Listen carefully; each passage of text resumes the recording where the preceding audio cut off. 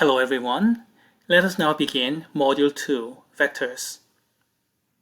As all of you would recall, Module 1 was all about preliminaries, mostly reviews.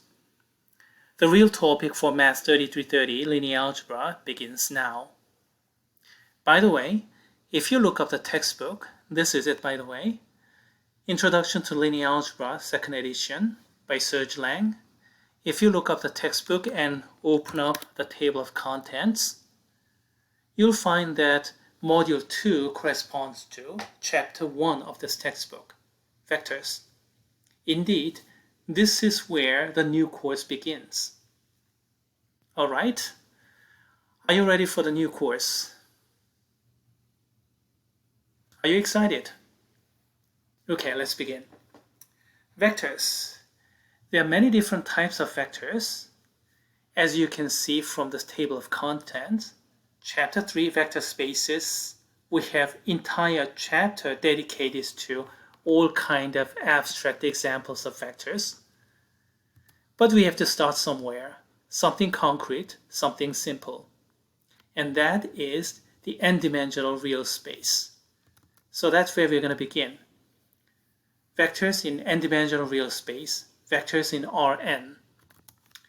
Here's the simplest type of example, a one-dimensional example, a vector in R1. Just a real number x. In this particular case, x is positive, so this vector is pointing toward the right-hand side. If x is negative, then of course, it'll be the other way around. The vector will point to the left. Here is a two-dimensional example, a vector in R2. We have two real numbers, x and y, and the vector corresponds to x units to the right and y units up. Of course, any one of them or both of them are negative, then of course we are going to get the opposite direction. Here is a three-dimensional example. We have x-coordinate, which is more or less coming towards you, y-coordinate axis, which is going to the right, and z-coordinate is going up. And x comma y comma z is given by this kind of arrow in 3D space. You can interact with this kind of 3D graphs if you have a full version of Mathematica or student version of it. If you need it, then you can request it to IT Help Desk. You can get it for free because our university has site license, so any registered UNT Dallas students can get it for free and install it to the machine and then use it until you graduate. If you use just free version, CDF player, then you'll have a static picture only. Okay, so much for digression, and let's come back to the topic, and that is n-dimensional vector in n-dimensional real space, a vector in Rn.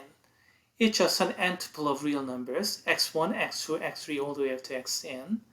Sometimes I'm going to use this kind of notation with arrows up there. That's when we have particular danger of confusion, or early in the semester where everybody is kind of new to this and kind of uneasy.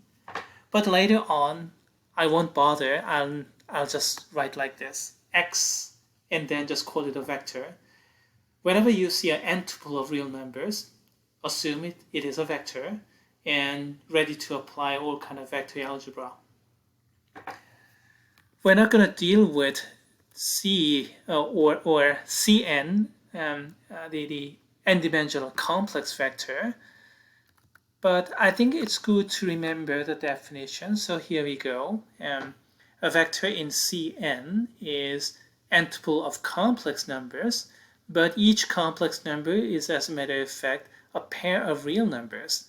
Z1 is x1 plus y1i, Z2 is x2 plus y2i, and so on. So vectors in Cn more or less corresponds to vectors in R2n. Okay, so much for complex vectors. Just a definition. I don't think we'll ever come back to that. Let's come back to real example again, and let's discuss vector addition. Vector plus vector is a vector. All you have to do is add up each component and put them together as a vector. A scalar multiplication. scalar times vector is a vector. All you have to do is multiply by the same scalar k to each component and put them together. Third, scalar product. Vector times vector is a scalar. Vector times vector is not a vector. Vector times vector is a scalar, of course, if you use scalar product or inner product. I'm going to use both of these terms, scalar product or inner product, even though our textbook author is calling it scalar product, because inner product is also a very widely accepted notation for the same concept, and in graduate level, most textbooks use inner product instead of scalar product. By the way, I've seen far too many students making this kind of mistake. Instead of adding those together, putting those together into a vector. What did we end up with? We ended up with vector times a vector is a vector. That's not right. This is wrong. That's wrong.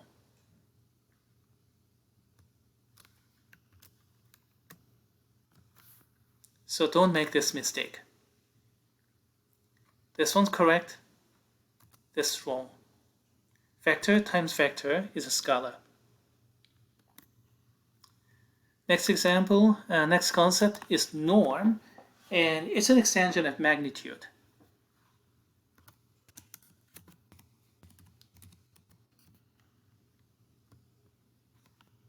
Geometric speaking, it's a length of the arrow.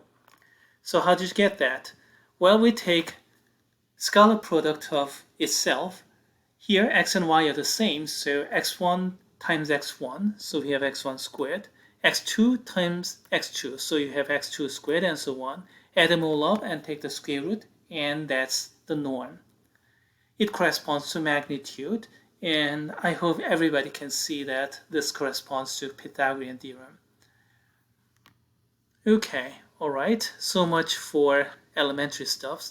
Excuse me, we are not done with the elementary stuff. We still have some more elementary stuff to do. Parallel vectors. X and y point toward the same direction, same line. Well, when x and y are non-zero vectors, we say those two vectors are parallel if one vector is a scalar multiplication of the other. In that case, we say these two vectors are parallel. When k is positive, then same direction. When k is negative, then opposite direction. But still, they are on the same line, so parallel line. Another example that you have to know, another concept you have to know is orthogonality. Orthogonal or perpendicular. And vector x and vector y are called orthogonal or perpendicular to each other if the scalar product ends up with 0. As a matter of fact, and I hope you guys remember that the scalar product is, let's use the notation for chapter 1 or module 1. So instead of using this norm notation, let's use absolute value notation.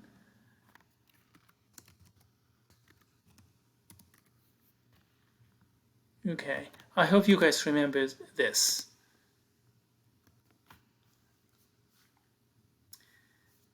The dot product is equal to magnitude of x times magnitude of y times cosine of theta, where cosine of theta is the angle between those two vectors.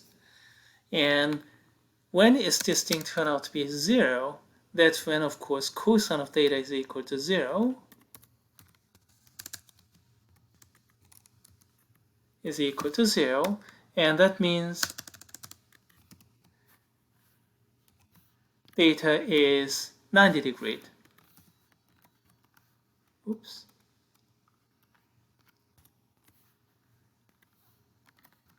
Okay. Or 3 pi over 2, but well, 270 degrees. If you measure it the other way around, then it's 90 degrees. So that's when we have perpendicularity. So it makes sense. However, we didn't define the angle concept yet. We are going to do that in section 6 of this notebook. So this one is actually a little bit premature. So let's consider these as definitions. Parallel means one is scalar multiplication of the other. Orthogonal means scalar product is 0. Okay, alright, we talked about parallel and orthogonal vectors. Because we went through all these in planar version, two-dimensional version in module 1, I don't think this is going to be too much of a trouble. Still, let's go through an example here. I just copied and pasted from module 1. Prove that these two vectors are parallel and it's easy to see. One is -2 times the other, duh. It's really easy to see, and here is a visualization.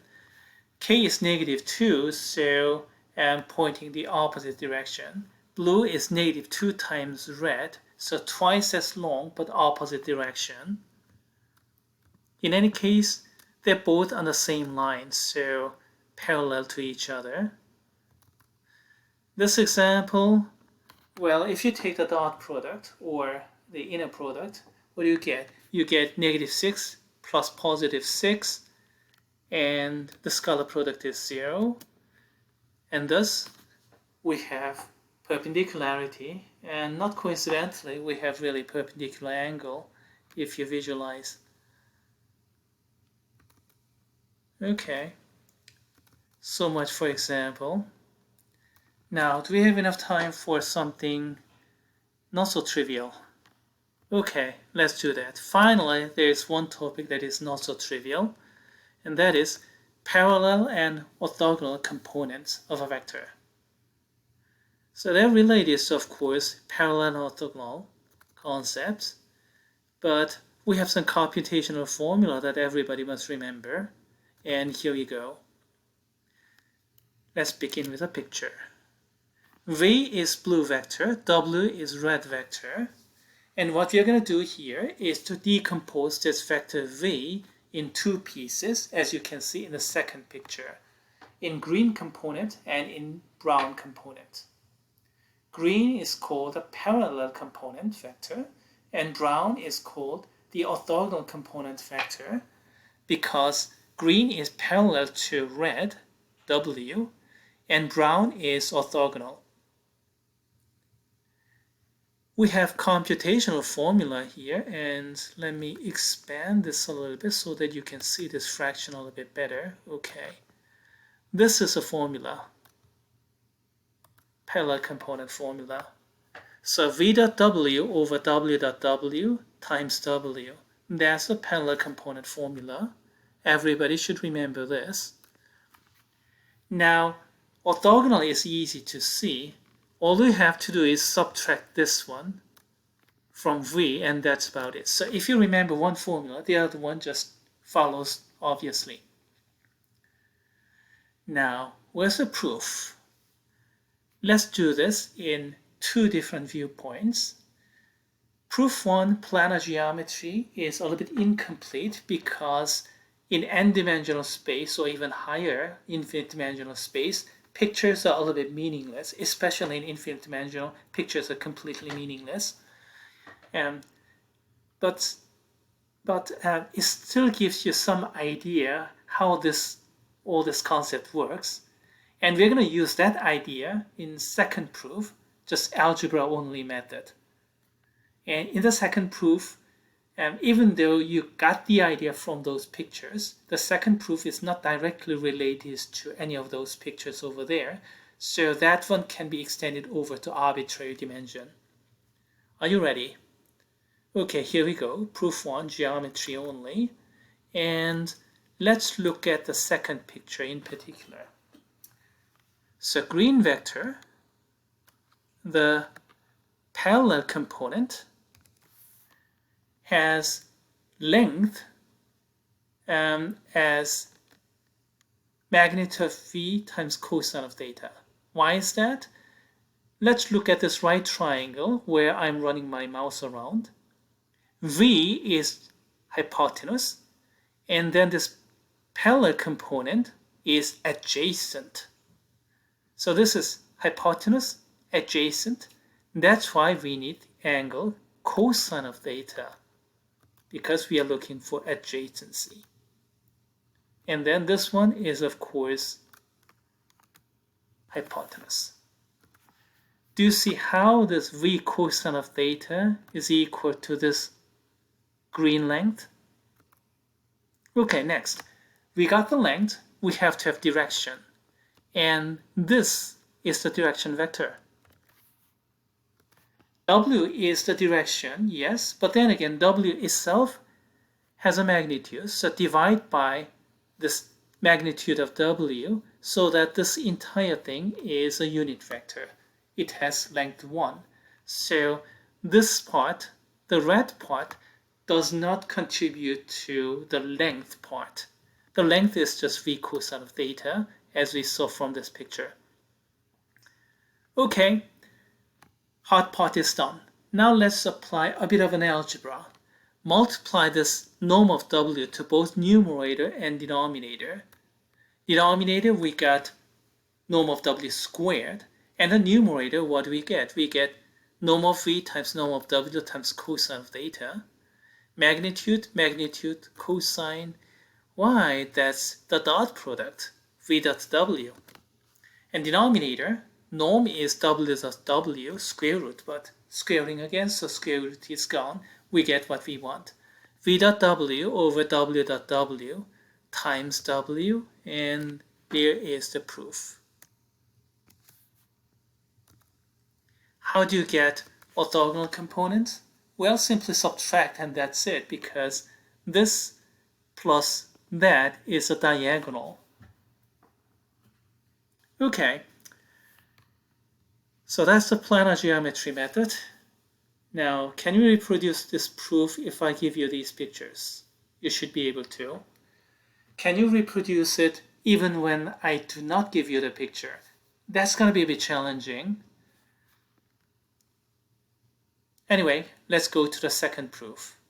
Second proof do not have anything to do with this picture, but some of those ideas were lifted up. Here we go. We just define the parallel component as V dot W over W dot W times W. We just define it like that. Why? Because from the previous picture we got that. That was for a planar case, but is it true for arbitrary dimension? Let's make that assumption and go from there. That's the idea. And it is parallel because this is a scalar multiplication. This part is scalar, and scalar times W. So this green vector, this one, and then this red vector are parallel to each other.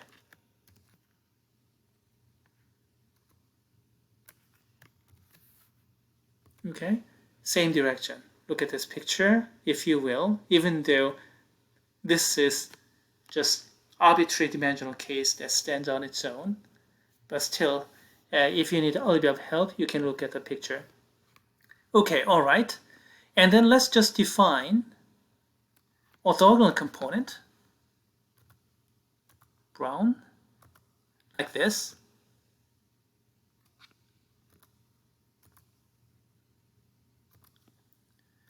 V minus V dot W over W dot W. Just define it like that.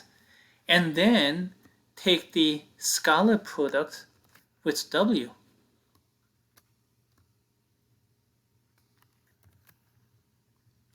Just take the scalar product and then apply algebraic rule. Distributive law, so we got this V dot W good. And then we got WW here. And finally, please note that denominator W dot W and this WW cancel each other out, and what do you get? V dot W minus V dot W equals to 0. Consequence? This orthogonal component that we started off with, which I'm highlighting brown, is perpendicular to the original red vector. We proved it through dot product computation, the scalar product computation. That completes the proof.